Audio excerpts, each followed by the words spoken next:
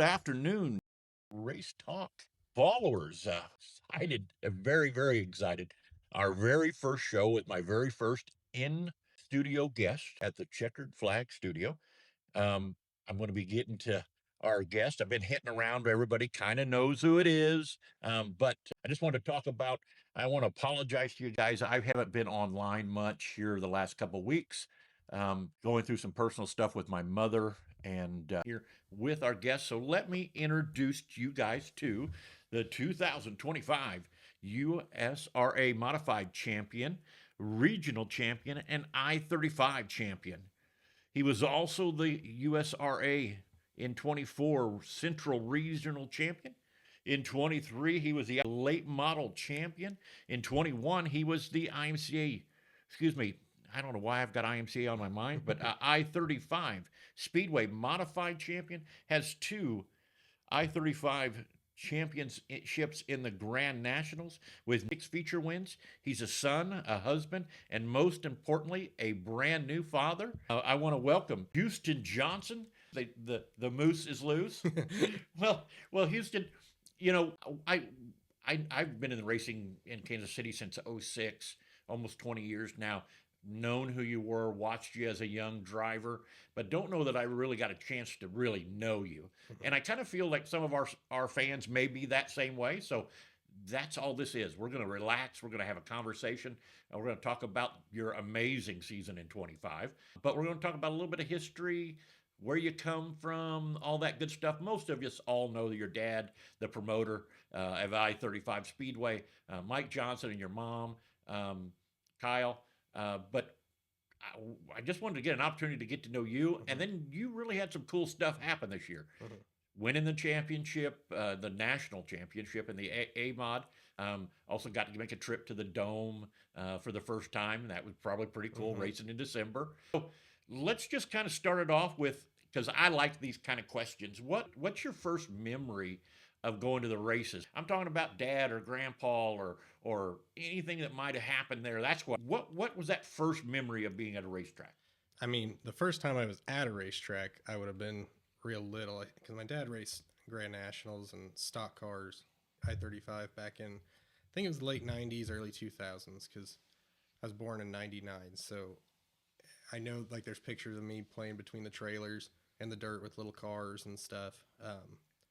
But then he got out of racing for a few years, and I mean, I had no interest in it. Mine would be one winter, my parents bought a racetrack, bought I-35, and I remember going up there in the snow, and they were, cleaning a bunch of stuff up because I think the track was closing down. And so I think that was probably back in, I don't know if it was 07, 08 area, and then just found myself at the racetrack every Saturday from then on. And, I just remember sitting in the little suite up at the track watching. I mean, I was kind of interested in racing. I didn't know who anybody was. Just, of course, I'd cheer for the fast ones, and Sure. I'd play around with some other kids at the track. And I don't know that I was super interested in it as first, but then as time went on, I grew as a race fan watching it, and then that's what I'd look forward to every week. You go to school Monday through Friday, and it'd be like Saturday's coming, and I was excited to go,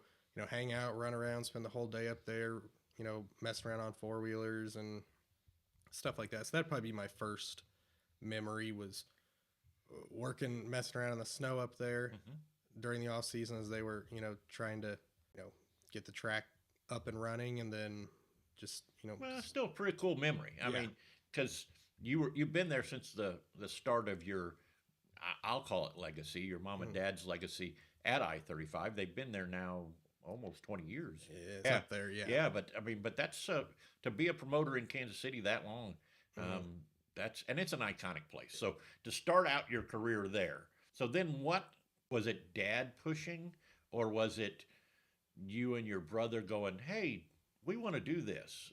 How did that all start? So back then it was, you had to be 14 to start racing, and I was a year younger than my brother. So Gotcha. he started in the Grand Nationals when he was 14. I don't remember ever really getting pushed to do it or anything. So my dad, like my parents bought the racetrack, but my dad also had some Grand Nationals still. Sure. He had two cars that Different people would drive for him, whether it be Gene Claxton, Buzzcaster, Brad Whitney drove for him some. Can't even think who else, but so he had cars. And then my brother started racing at 14, and I had to sit another year. I don't know what made me want to do it. I just, everybody else did it, and So, yeah. the car was there, and I was kind of one of those where it's like, well, I guess if I have the opportunity, I might as well try it. See if you like it. But I don't know that I was super into it for the longest time. I just enjoyed watching. I didn't know anything about cars, what to do, how to work on them. I remember, Buzzcaster was still driving one of my dad's cars at that point when I first started. And I remember Becky Caster teaching me how to put pop rivets in the nose of it. You know what I mean? I played baseball, soccer growing up, and Well, I actually heard that you're a pretty good soccer player. my brother was. I was not that. You weren't? Okay. I was all right. Yeah. He was Uh, good. I always played up in sports because Gotcha. we were a year apart, and I don't know, just I wasn't the greatest at it. So basically just a normal childhood. Mhm. Mom and dad buy a racetrack. Dad's a racer, car owner. You're not really, I gotta go race. Yeah. But you had the opportunity, kind of stepped into the spot. Mhm. I know that I remember being at Lakeside, and I think you picked up your first feature win there. I Or won was at it your Lakeside. brother? I think both of us would have. Our first one would have been I-35, but I won one time at Lakeside in the Grand National. I was there that Yeah. night because I remember your mother jumping up and down, running to your car, so excited that you'd Mhm. won that night. Mhm. And I remember, I can't remember who was in the tower at the time, but making a big deal about it because you might have been 15, but you were still very young to be winning Mhm. at a iconic place like Lakeside, Mhm. and or even I-35 for that matter. Mhm. But I remember that as a fan sitting down watching that and going, wow, that was. Now we've now stepped into racing. You ran the Grand National for how many seasons? Do you remember? So I ran it, probably 3 years, and then the third year I think I got a modified as well, and then I was out of the Grand National for a year, just trying to focus on the modified. Was still really struggling in it, and then eventually the Grand Nationals turned into limited late models, Right. up at I-35 and stuff. Have you ever ran a B mod or anything differently? I'm talking as running deal. You've been an A mod guy from the get go. Yeah, I've never sat in somebody's E mod, B mod, Gotcha. stock car, ever drove anything like that. I've only ever drove a Grand National, an A mod, and then a late model. So transition into the A mod. A mods at that time would that have been Was my first year, 2013. I would have been 14 in 2013. It was just an old, and then I think then it immediately went to USRA at that point, and it was just an old Hughes car is what I started in, and I didn't know how to set it up, anything like that. I just trying to figure out how to get it around the track, and I ran in the back for years. You know what I mean? Like, I really struggled. I didn't even know at one point I started questioning if I should even be in an A mod, anything like that, right? Right. And it's not the most fun to always run around in the back. But I've been there. Well, but I think all racers, to get to the level that you're at today, I think you have to go through those. Because I remember going through those. I raced 10 years and ended up stepping down a class before I finally found my spot. Yep. And then I started winning all the time, and it was like, what in the world? Sometimes it just takes getting that confidence and having some good wins, and then surrounding yourself with some really good people that you're not taking advice from every person out Definitely. there. That you focused on one person and you're going, okay, now what are we doing? Because we were talking about it earlier. It's really easy to throw the kitchen sink at it. Yep. And then when it only needed a quarter turn and you'd have been fine. So where did the 97 come from? That's your car number. It's something you've ran since the very beginning. Was that dad's number, grandpa's number? So my dad and my older half brother raced back in the late 90s, early 2000s, and my dad was 97 or 98, and my older brother was 97. So that's why they picked those. Who knows? Who knows? But you picked them because it was kind of your family's number. Yep. And then before we started racing, I always thought I was going to be 98. That's what, like, we, you know, duct tape numbers on bicycles, mess around, Sure. little go-karts, four-wheelers, stuff like that. And I always had 98 on my whatever I was messing with, and my brother had 97. But he was a year older, and when he started racing, I don't know why, he picked 98 all of a sudden. I think because of my dad's number, and he was born in 98. So it made more sense. Sure. So then I was like, well, I guess I was very tempted at one point. I remember to pick 24 because I was a big Jeff Gordon fan growing up. Wow. Okay. But I picked 97. Doesn't it would have made more sense that I picked 99. I could have said, you know, the year I was born, but Right. 97 was a family number, and that's what I went with. And I'm not going to switch it now. You know what No, I mean? no, you've been doing it too long. Yeah, no, and I get it, but there's always, it just never fails. There's always a story behind the number. For me, it was my grandpa's, and so as I did the same thing as a kid. It was on every sports shirt I had, every dirt bike, same thing. So I totally understand. What's we've talked about your family history and your dad racing. I didn't know you had an older stepbrother that raced also. You started out in the Grand Nationals. Was that because it's what you had? I'm sure you know, and probably I don't know that he has any enemies, but Darren Kling was all about the Grand National because he is a real late model guy. Yep. I'm a big late model fan. If I had to choose between a World Outlaw, even though I enjoy them, compared to a late Lucas late model, I'm going to a Lucas late model. Yeah. I'm a late model guy. Yep. Was that a factor, or was it just literally the ease that, hey, we've got one, I can get in and go? Yeah, I mean, that would probably be the main thing, is that's what my dad had, right? Sure.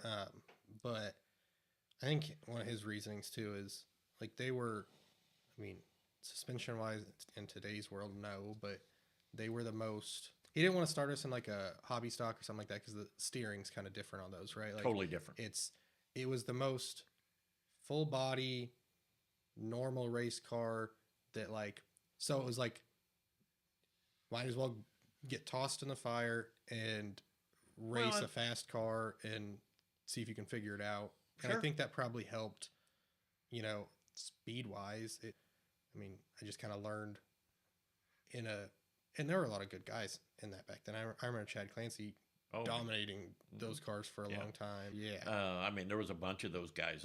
Kerry Davis, Tim Carrick, all of those guys at one time were in a Grand National before stepping up into an A-Mod. So, yes, hands down. And I agree with you. I think it was a great stepping class because you could run 3-link or 4-link. So you got you had to run a 4-link in an A-Mod to be competitive. Yeah. And so it kind of helped you get the understanding of what this bar did and what that bar did. So I get it. I think was probably one of the best stepping classes to the A-Mod. And I think it was one of those where, you know, his thought was, you know, E-mods and different things like that are a beginner class, right?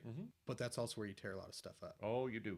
And so, you know, I knew it taught me probably better car control, and I was racing around really good guys, and my goal was not to get in their way or tear them up for the longest time, right? And so I think that probably helped. And it's like, you knew when you're actually, it's one thing to watch, but when you're actually on the track with the really fast guys, you know the speed that you have to get to. So I'd say that was, and then I would say that because he had the cars. Sure. That's probably why. Sure. Grand National. Well, it makes sense. So let's move ahead. You've moved into an A-Mod. You've went through the years, as you said, where I was running in the back, things weren't happening, and then all of a sudden, and we can say this too, and the A-Mod classes been this up and down. Sometimes the car counts are 20, 25. The next time they're 10, 12. You're bouncing back and forth. I will say this. It's nice to see some racetracks trying to bring them back. I know we're going to be having it at US 36 along with 35, and then also at Central Missouri Speedway on Friday nights. So I'm excited to see. I've already heard of guys building cars to go A-Mod racing. So I'm excited because I think that's good for the sport. Yep. And really promote those, making those car counts better. So we go from there. You start really, because I'm looking at your stats. You start really making some headway in 23, picking up some wins here and there. 24 comes along and you win this. You win the USRA Central Region Championship. Don't win the championship, the big stuff yet, but you're making that step up. What happens in the start of 25? We talked about it earlier. You had this MB Custom you were running. You got this new Bloodline car from Terry Phillips, or 24 moving into 25. So I think in the end of 24, I won the Central Region, and then I ended up 5th in national points. And I just didn't win enough. I've always been pretty consistent. I try not to have DNFs. You know what I mean? Sure. If you're points racing, DNFs are going to kill you. Well, I got to looking, and I wanted, I don't even remember how many I wanted. I think I won like 12 or something like that in 24. And I was like, to win a national championship, you're going to have to win. In our area, the way they calculate points and stuff, you're going to have to win, upwards of at least 15, if not towards 20 races, because those guys up north have bigger car counts and whatnot. So I got that Bloodline. I wrecked it at the end of 24. Bent the front on it. So then I stopped racing it for the last month of the year and jumped back in the MB Custom, and I won one of the prelim nights at the Nationals down at Lucas and stuff. And there's nothing wrong. I still have the MB. I didn't buy that first Bloodline directly from him, but he was very willing to help. I could call him. He would help me set it up. He helped scale it, get everything the way it needed to be. And I had never had that kind of chassis builder support. MB, they have, I don't even know how many hundreds. The car I have is chassis 400. Right. The car I have, the two Bloodlines I have is chassis 7 and 15. Right. So there's just a difference on how much one-on-one time you're able to get. Sure. And I had never had that. Right. And I had a GRT back in the day. Right. And I really liked it. And 21 is when I won my first A-Mod race. Right. Just a GRT with a crate motor in it. I really liked that car, and then ended up getting into MBs for a while because that's what all the fast guys had, right? Sure. So that's why we got in that. And then, as I've matured in racing, you kind of realize they're all just bunch of metal. tubing welded together. Yep. They're all pretty similar, and you can make, the car doesn't know what it is. It's what my dad's always told me. You can make it go the way you want it to. Sure. So I like the way the Bloodlines drive. I like the support from Terry Phillips. All his guys are real helpful, and I just think it suits my driving style a little more. I'm not, I just like to momentum more. Everybody's into a J2 right now. That's the big chassis. Everybody's chasing a J2. Yeah. I've seen some guys in J2s that had no business being in J2. Yeah. And frankly, they were faster in whatever they were in before because it just didn't fit them. And I think that there's a huge, if it's working for you, and you can make it happen, I think I don't chase it. I think what helped me get better was he's my crew guy, Tony. Like, for the longest time, he just preached to me, like, you got to stop blaming the car at some point, and you got to look in the mirror and realize that I'm the one, like, it doesn't know what it's supposed to do. And I think nowadays a lot of people, I get kind of tired of listening to it. It's like, oh, it's the car's fault. It's not doing this. And I'm like, somebody like a Ricky Thornton or a Kyle Larson, like, it doesn't matter what chassis they get into, how old it is, they're going to get it around the track better than anybody else. You know what I mean? So they are. I think nowadays it's like a lot of times, I don't make hardly any adjustments. It's more of if I didn't do well, it's like, well, I didn't enter everything starts at entrance in the corner and scrubbing speed before you ever get there. And, wheel spin, tire movement, tire momentum, like, it's all, I just try to be the most efficient behind the wheel. And, if your car won the week before and all of a sudden it's nothing's changed. Well, you probably didn't drive it the same. Like that's the point I've gotten to, and I think that's probably helped me the most is stop blaming the equipment. Right. I mean, I've got very good equipment, but just about everybody does nowadays too. Oh, You know sure. what I mean? Like, no, I think you have to have it. everybody's stuff is so equal. It is. I think, in all honesty, it's probably the most equal that it's been in a long time. Mm-hmm. I think that, at least in the A mod world, I don't know that I'd agree with necessarily in the B mod or some of the other divisions, but Mm-hmm. definitely in the A mod world, I think it is very, very competitive, Mm-hmm. and everybody's on good stuff. Yep. The with that being said, so we transition into 25. Start of the season, you're in the bloodline, still have the MB, pick up your first win week 2, Mm-hmm. I noticed. But then you go about 4 weeks before you pick 3 weeks before you pick up your next win, before everything changes. At that point, it is Houston Johnson winning everything at that point. I mean, did something click? Because to win 18 features in a season is impressive.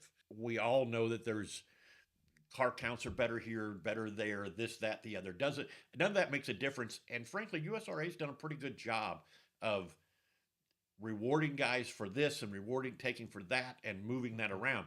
So to still come out and win a national championship, which by far is probably your crowning moment Mm-hmm. in your career so far. Yep. And I don't think it's over by any means, but I'm just saying so far, what happened that just, I mean, kicked that off?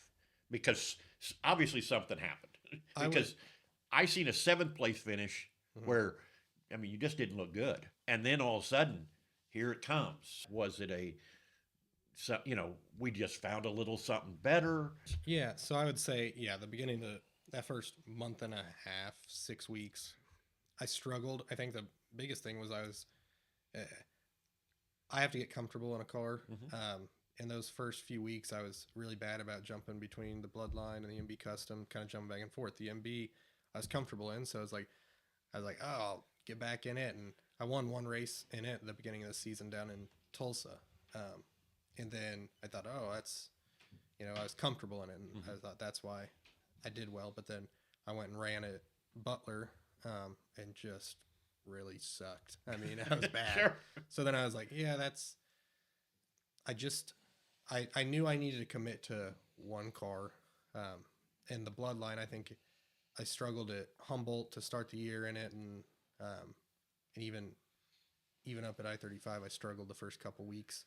Just trying to, I wasn't driving the car well. Right. Because the two cars drive totally different. I was kind of in between how I should have been driving them and made a couple little changes and stopped fighting the car, the Bloodline. And for me, I feel like just about everything in life, it's eventually you have like a clicking moment. Mm-hmm. And, I just kind of figured out that if I momentumed a little better and, just kind of let the car walk around the track and sure. And, maintain wheel speed.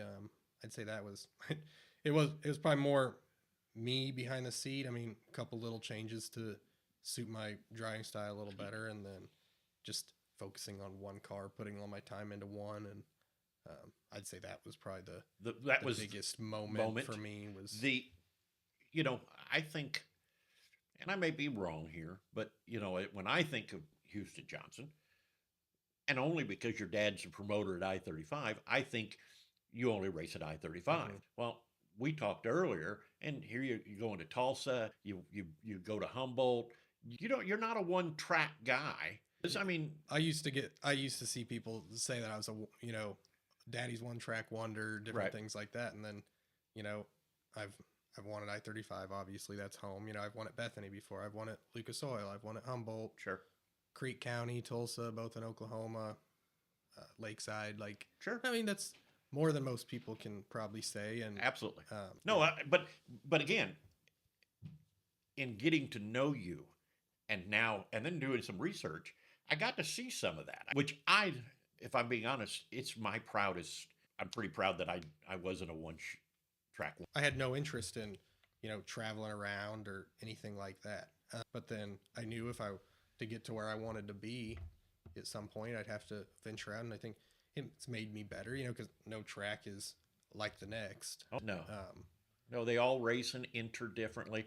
On, I never worried about anything but entrance to center. mhm. And if I beat you in, I'm going to beat you off. Yep. And I always figured, everybody's favorite thing is, has no drive off. You know what I mean? Right. I can control drive off with my feet. You Yeah, know what I mean? sure you That's can. that's my biggest thing. Absolutely. I agree. And 100%. yeah, I mean, that's probably the, So the season starts going. It is on. I mean, if you're not winning, you're running second. Thinking that this national championship could be something that you really could obtain. so my wife and I last March found out that we were having a baby. Uh-huh. So I knew when I finished fifth the year before, I thought, man, that's, had I won some more, obviously everybody, you know what I mean? That's Sure. obviously going to make you do better. But I thought, man, if I could have just won a few more races, like I might have had a shot, you know what I Sure. mean? And so when I found out we were having a kid in March, I was like, oh, this is, if I'm going to chase this and, be driving to Oklahoma, because that was the closest place that had A-mods, you know Right. what I mean? I knew that was going to be my chance. So that was my focus, or that was my goal from the start of the year. But that March and April didn't make me feel real good about that, because Sure. I struggled right out of the gate. I would say then, after those first 5 or 6 weeks, I started, winning some races and getting more comfortable. And, I figured the more laps I get in the car, I'll only get, obviously going to get more comfortable and do better. I would say probably May, June. I'd say that's probably when I thought I had a legitimate shot at it. Right. But man, it's stressful. Rick, yeah. I mean, I've points raced for a long time because I just race weekly. So you wind up being in the chase. points battles, Yep. right? And I mean, at times, like it takes some of the fun out of it. Like it becomes more stressful. And I mean, I think one of the things that led to it is I don't think I had a DNF all year. And you know what I mean? Nobody sees how many hours you put in during the week. And to a degree, I mean, you got to perform on the track, obviously. Sure. But like, I knew that I couldn't give away important nights just off of a mechanical failure. You're going to have DNFs from wrecks, different things like that, right? But I don't think people realize how just nutting, bolting, and maintenance, and how important that is, and how many times I've known guys to lose a race because a bolt fell out of a shock. And now you're at this level, so you're taking your time and you're making sure that everything is perfect because you can't. And then you got to be prepared for what happens if I get tangled up. And that's for me, like, lucky enough, like I didn't ever have to, Right. and I'm thankful for that. But it's like, yes, it was very structured. It's like every Sunday morning, you unload, you wash, you get it up in the air. Yep. Monday through Friday, I go work a normal job like everybody else. Yep. Get home at 3:00, and I spend every day. I was spending time out there. Sure. You just have a routine. One day is tire work day. Like it's just, it takes a lot of time, and that's priority, right? So I knew last year that was my chance to put everything I had into chasing that goal. Well, obviously you did, because end of the season happens and you do win the national championship. When that happens, what emotions, what what goes through your mind? I mean, the feeling of accomplishment, the pride that hey, I set a goal and I met this goal. What went through your mind when that happened?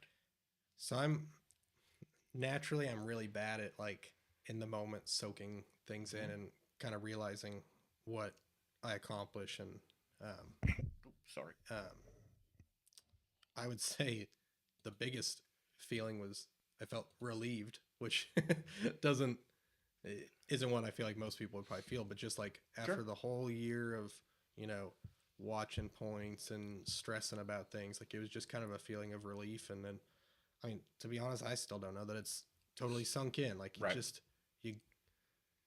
I'm very goal oriented, and like I accomplished that goal, and you move on slightly. Like it's kind of an odd deal. I mean, Chad Clancy in the B mod would be the only one I could think of. So like it's a very cool thing that, honored to have accomplished. But Well, especially considering that USRA is, they've got some stupid amount of tracks. mhm, You're racing against some of the, not some of, the best of the best. mhm.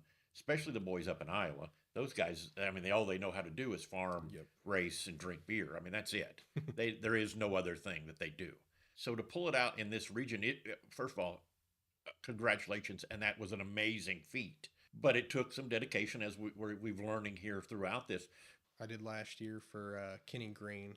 I jumped in it. They don't race weekly up there, but I jumped in it, and I hadn't raced late model for probably since 23. He had a really nice car and had an open seat, and so I'd gotten it. And it's for me, like, the cars don't drive totally the same, obviously, but the speed difference It's pretty minimal. it's so much, everything's so much quicker, and like you're just have to be on the wheel way more. Really? I think it's much harder to drive. Most people think, oh, big tires, you're just gonna hook up, which is true, but you have to drive them so hard that to be fast, but you have to drive them so hard that like one wrong twitch of the wheel with the rack and pinion steering, and you could junk them pretty quick. Right. So I think it. Well, and they are a little twitchy, aren't they? They're very twitchy. Yeah, I thought. From what I've seen, I thought, well, yeah, but that's a little twitchy. It slows the modified down, so I think it makes the modified easier. So do you think it's actually helped you in the modified? And then just, like on Saturdays when and he does all the work on the car on the late models. Like, I just simply get in it. Like, I know what the track's going to be like in the modified most of the time, because the modified is going to race, 3 classes later or something like that. Do you have a preference in track? Is that your? I do not like a heavy racetrack Yeah, at me all. I don't like a heavy racetrack. I don't like a rough racetrack. Yeah, me neither. Any of it. I want it slick and smooth, top to bottom, no grip anywhere, because everybody's you're gonna be sliding around, but whoever can maintain wheel speed the best, and that's what I learned on was in those Grand Nationals were kind of, now looking back, they drove like an old boat. Right. I used to be really bad about a heavy track. It's just anybody can get in there and hold it to the floor, and makes them all just, fast. They both rely on equipment, but like I don't like running the crap out of my stuff. You know what I mean? I feel bad for my equipment when it's rough and heavy, and you're just holding it, and you're just like, and the motor's laying on the chip. Motor's got its tongue out, going, please stop. I don't think it takes nearly as much finesse or skill. And I do. I'm 100% with you on that. I will tell you that it's the one thing that, at least in the Kansas City area, I would like to see.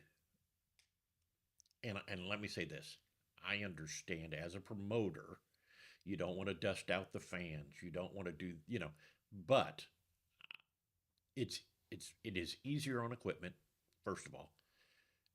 Especially at a big trace like Lakeside. Mhm. Lakeside heavy, you're ripping the guts out of the motors just on a nightly basis.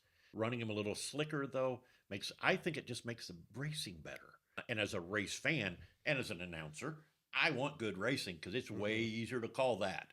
So I'm totally with you on that. Show up at the banquet. Probably something pretty doggone cool. Big check, big trophies. What was it like sitting there, hearing all the accolades, and in a room full of guys that are the best of the best? So it's like you're in the same room as the Rodney Sanders, the Terry Phillips, Sure, all those guys. So it was a really cool deal. It was an honor to win, and yeah. Well, was this more memorable, or the birth of your? No, yeah, he's cool. He's better than anything racing. So well, that's I totally understand. That's very, very cool. Yep. The got one there. Mom and Dad awful proud standing next to you. Yep. Terry Phillips had to have been tickled having one of his cars win the championship. He had to have been just thrilled about that. Yeah, and it's cool getting to work with him because Yeah, he's Dirt Late Model Hall of Phillips. Famer, so like it's really cool to work close with him on stuff. Yeah, I can only imagine. You get the opportunity, you win the championship. You've now won this championship. You get the call, I'm assuming, that you are going to be going or getting invited to. What were your thoughts about going and racing in December? Yeah, so the day I got back from USRA Nationals, I got a message to my Facebook and asked if I would accept an invite to go, and I mean, I was tickled to death at that point, right? And it timing wise, it didn't work out real well. Mm-hmm. As far as my son was born November 20th, and that's the first week of December. I'm a race fan first, so I've always enjoyed watching it, right? Sure. There's no racing in November, so Right. come December, it's like that's what you're looking forward to is Sure. watch it on TV, watch it on the iPad, whatever. So getting to go, I thought, man, that's a once in a lifetime deal. I thought, but I felt guilty going out there, right? Sure. Just had your baby. Just had the baby. Yep. I definitely did not put the effort into preparing to go out there as required, I would say, to Sure. perform good. You know what I mean? Like my head was not in it. No, going you out just had a there. baby. Yeah. Yeah. No, I totally get it. It was a cool deal. But like people don't understand how much work goes into that event. Even just from like the parking was a shit show. I mean, I'm just gonna be honest. Like it was a stressful whole day parking deal, and I don't know how they could do it better. Like no, absolutely. It's arguably, with like World 100 Eldora, like I think biggest event out there, Hands down. Weirdest deal. You don't get hot laps, no nothing. You just go out there and it's like, okay, lay the best time down and qualifying. And I qualified well. I mean, I went out all week. I raced Friday night, so I got to watch Thursday night, which was cool. Right.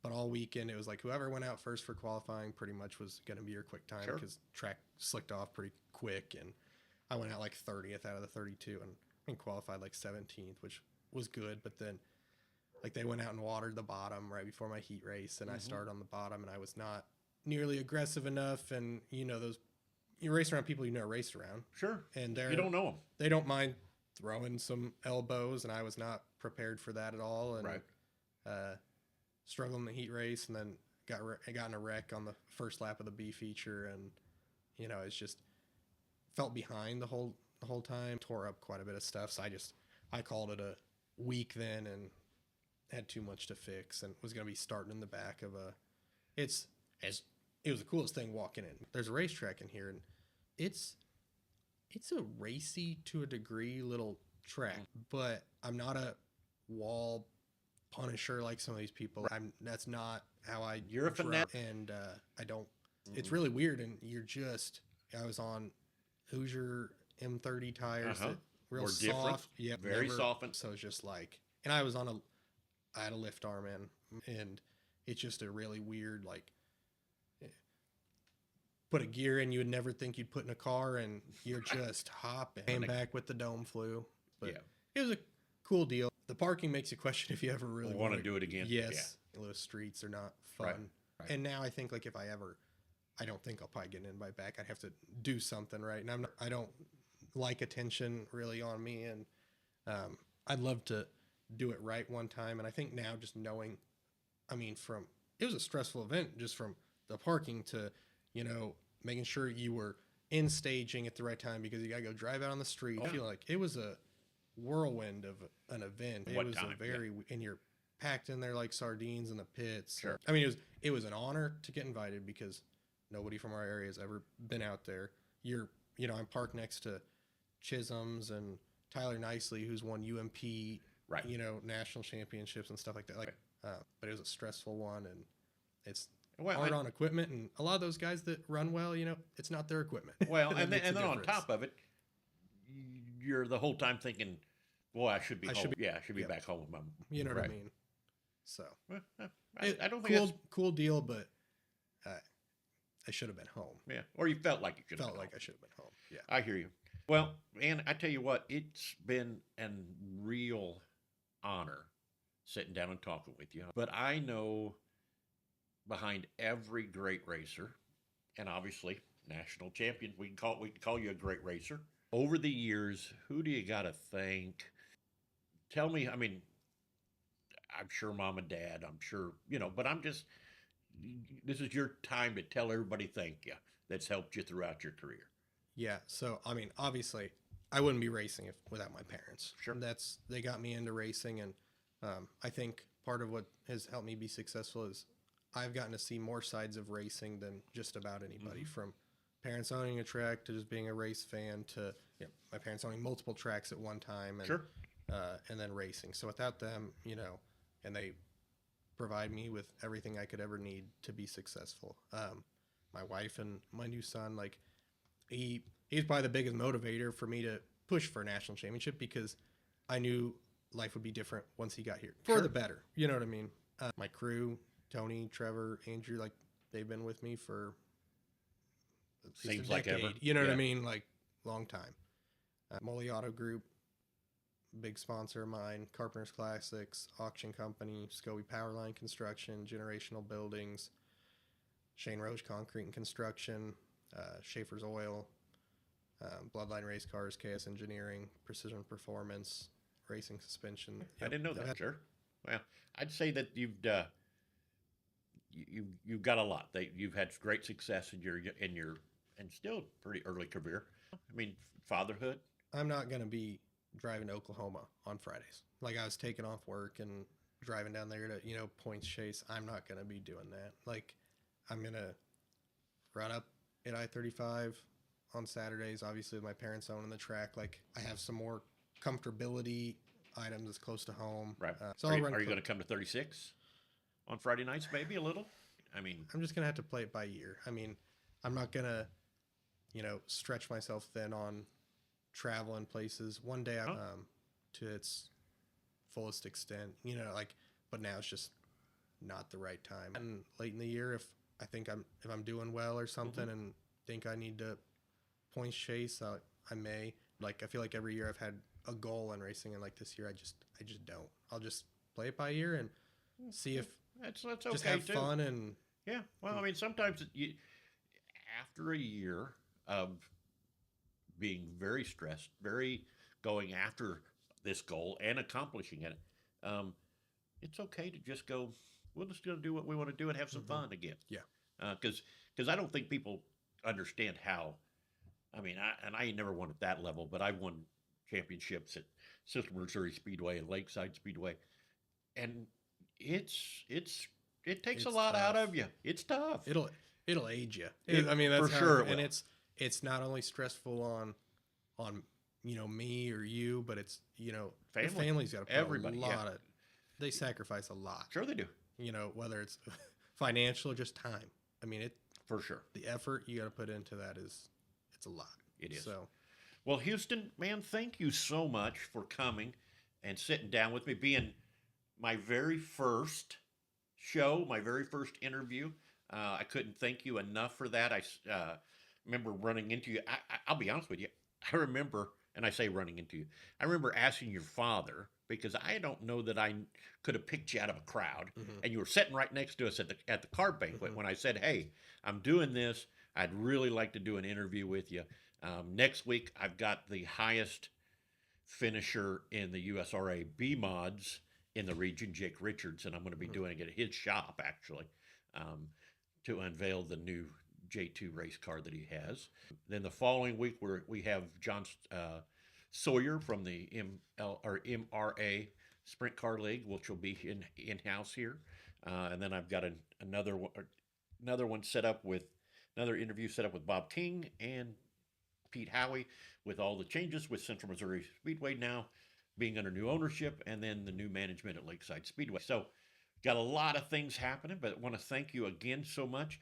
I have to apologize, and I will get to you, but everybody gets a gift that comes and spends some time with me.